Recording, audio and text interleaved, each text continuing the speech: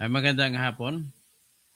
May tanong lang tayo. Ang taas ng rating ni Sara Duterte sa approval tsaka trust, 28%. Sasama ko, sasama. Pagkatapos si BBM naman ay 9% negative sa approval tsaka trust. Anong ibig sabihin po nito? Ibig po sabihin nito ay ito po ang reaksyon ng tao sa mga nangyayari. Maliban sa problema sa korupsyon, sa pagtaas ng presyo ng pagsirit, ng inflation sa gasolina, kasi ang pagtaas ng presyo ay, ang tawag dyan, ay inflation sapagkat temporary. Kinukonsidera na temporary kasi iniisip naman natin na malapit na matatapos yung gera at mabalik sa normal ang presyo ng langis at saka gasolina at saka iba pa.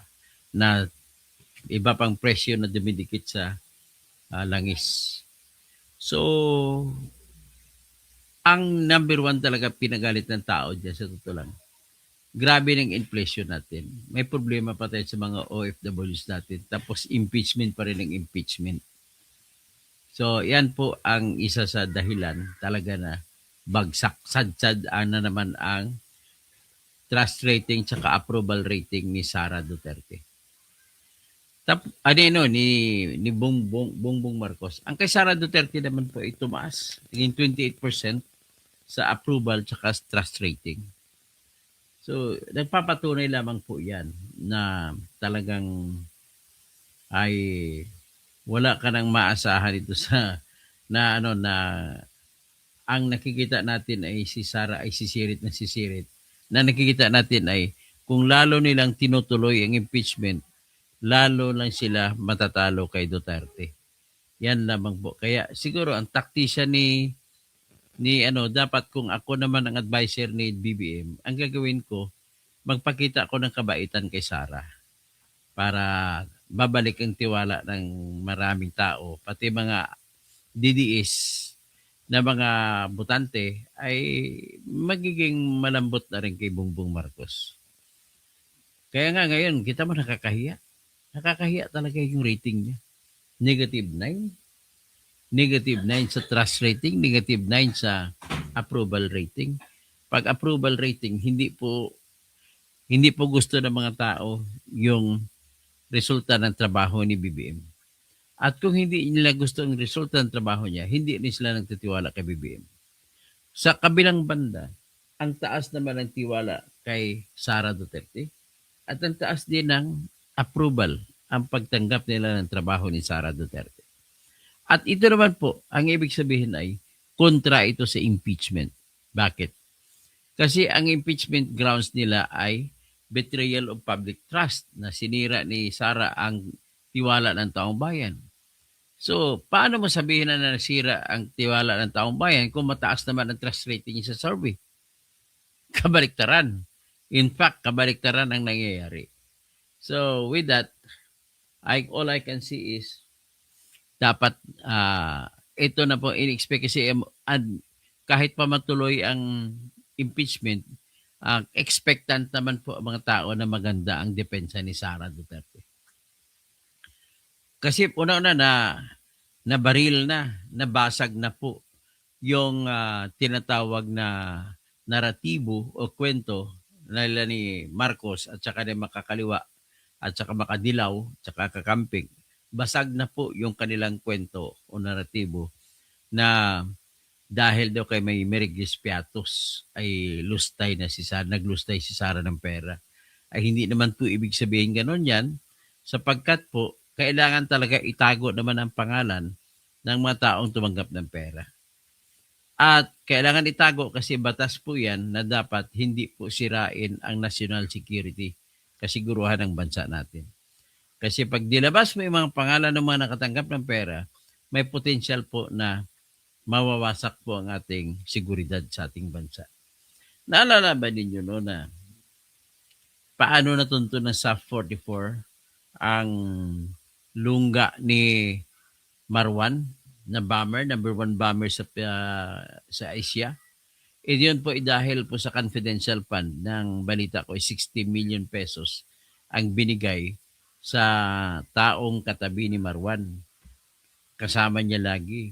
At siya nagbigay po ng cellphone number niya.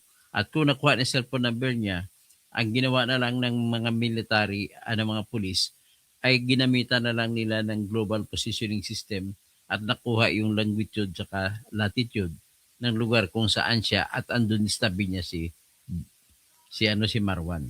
Kaya lumusob ang SAF. Nagresulta ito sa pagkamatay ng 44 na SAF. So kapalit ng isang bomber ay 44. Pero ang issue lamang paano nila natuntun dun sa liblib na lugar na yun?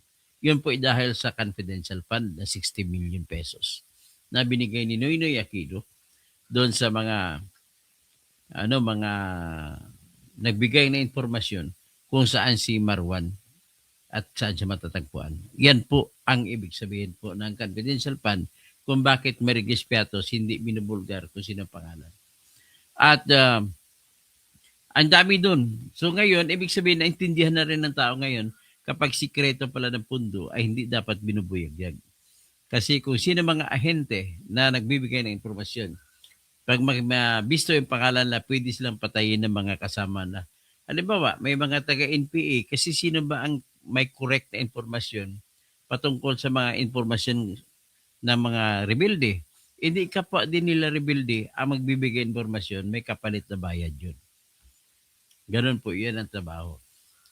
That is the basic principle in intelligence gathering. Ganun din ginagawa ng Mossad ng Israel. Ganun din ginagawa ng KGB, ng Committee Gustodas Binoy, Bisopasnoste ng USSR doon. Ganon din ang ginagawa ng CIA, Central Intelligence Agency, namimigay ng pera kapalit ng impormasyon. Ang maalala ko sa nilabas sa YouTube na documentary kung paano nahuli si Bin Laden ay binigyan nila ng 30 million pesos na Ferrari ang taong nagbigay ng telephone number kung saan iyon ang nagturo kung saan si Bin Laden. At after that, the rest is history. Natagpuan ng mga CIA si Bin Laden at nadukot nila sa Pakistan Military Academy compound. PMA, Pakistan Military Academy. So, ito naman po, makita ninyo kung bakit mataas ang rating ni Sara, nagpapatunay lamang po na talagang halos sure ball na siya natatakbo na mananalo pagka-senador. Pagka-presidente. Pagka-presidente. So, pakita natin ang report ng Manila Bulletin. So, yan po, 54% ang nagtiwala kay Duterte. Yan, 54% Duterte sa first quarter. Sa Pulse Asia na survey yan.